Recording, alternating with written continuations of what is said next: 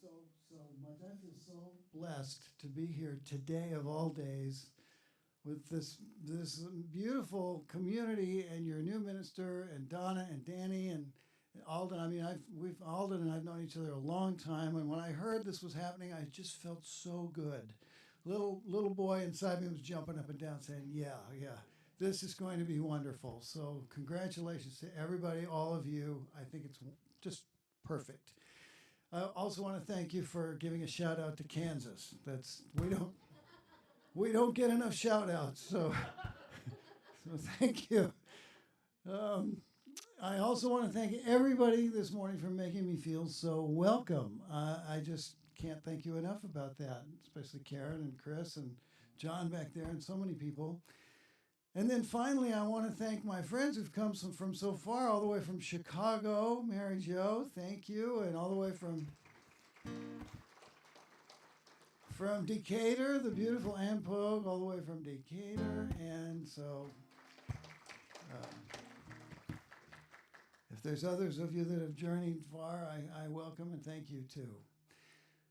So, yes, we heard Deb made a great point about reading the daily word every day. You know, we do tend to get stressed this time of year if we don't kind of look out for it a little bit. So what I want to talk about today, I feel will also be helpful. I feel like if you just take it and use it, it'll really work well for that. And that is basically how the sacred and the silly and playfulness and humor and laughter can bring us back to the joy of this moment.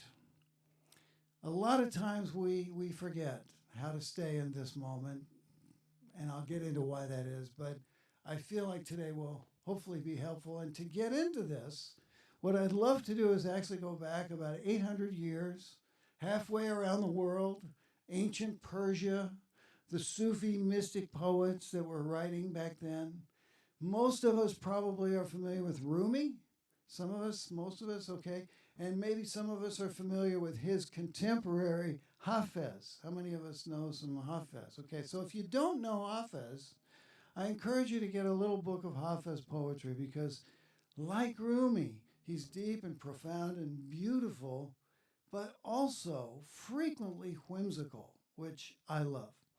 So 800 years ago, Hafez said this: "What is the difference between your experience of existence and that of a saint?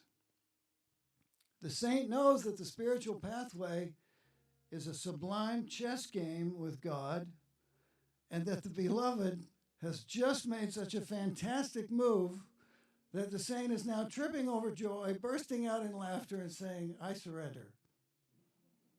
Whereas, my dear, I'm afraid you still think you have 1,000 serious moves." Isn't that good? Yeah, I can relate to this so well because 30 years ago, life got really serious for me really quickly, kind of overnight. And it's a long story. I'll just tell you that I got into trouble mentally and physically and emotionally, and it was serious. It was scary. It was a lot of despair and terror there, so it was a real low point. Anybody else had a low point? Just curious. Because, yeah, so if you've been down there, you know how it motivates you to get better. So I was looking at my life. I was trying to figure out what happened, how I got to be the way that I was, and come up with some kind of excuse. So this is what I figured out. This is called Just a Little Soul Hanging Out in Space.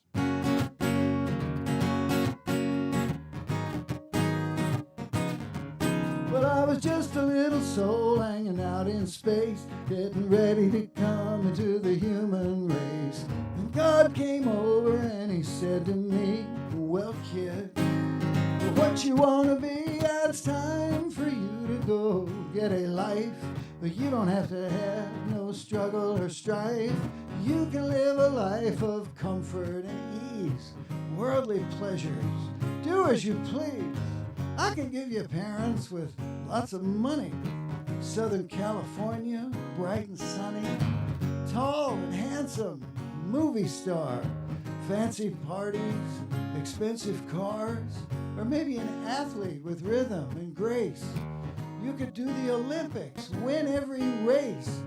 Confidence just oozing from you. And the women, they're going to love you. Maybe you'd like to help those in low places, like a Peace Corps worker or Mother Teresa. But you know, when it's all said and done, being the Pope is a lot more fun. Or how about a yogi with magical powers? You could levitate for hours and hours, teach everybody to walk on hot coals, sell books and CDs by the truckloads. Well, what do you say, kid? You make the call. You can have any part or you can have it all. You just tell me what you want to be, and I'll give it to you. It's my guarantee, yeah.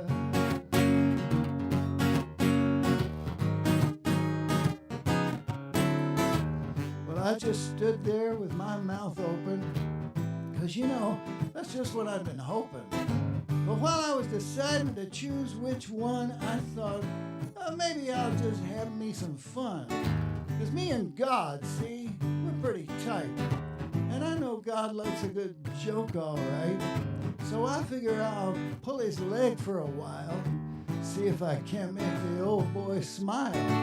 So I say, Father, oh mine, you know, all that glory, tell you the truth, sounds kind of boring. I want a life with some challenge to it. You know, something I gotta work to get through it. I don't want fame and easy success. I want to be shamed and easily depressed. With various physical and mental afflictions, might as well throw in multiple addictions.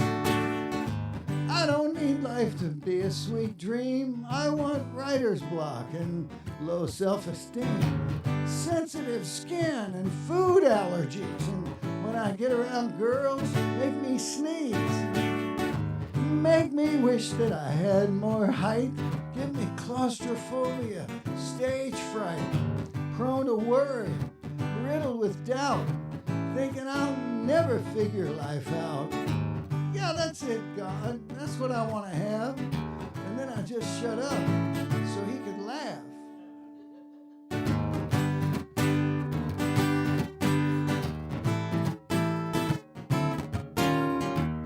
God looked at me with a puzzled brow, shook his head and just said, holy cow. For a minute he stood.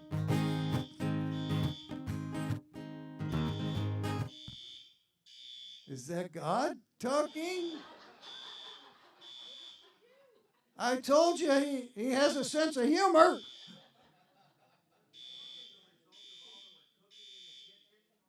Oh, okay.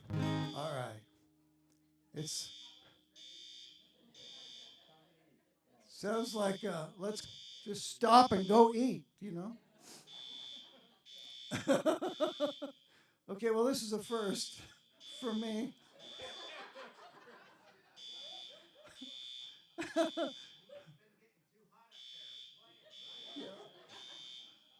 Take off my coat.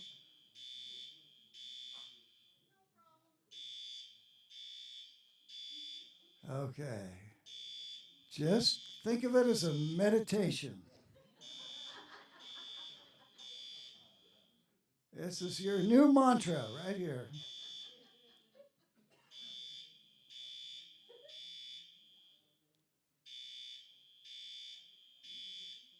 You know, while we're waiting for this,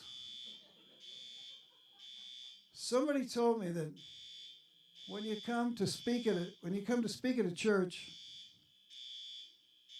and everybody's sitting in the back, it means they're all ex-Catholics.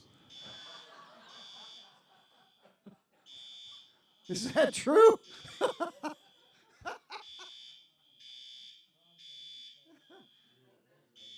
Oh my God, that's funny.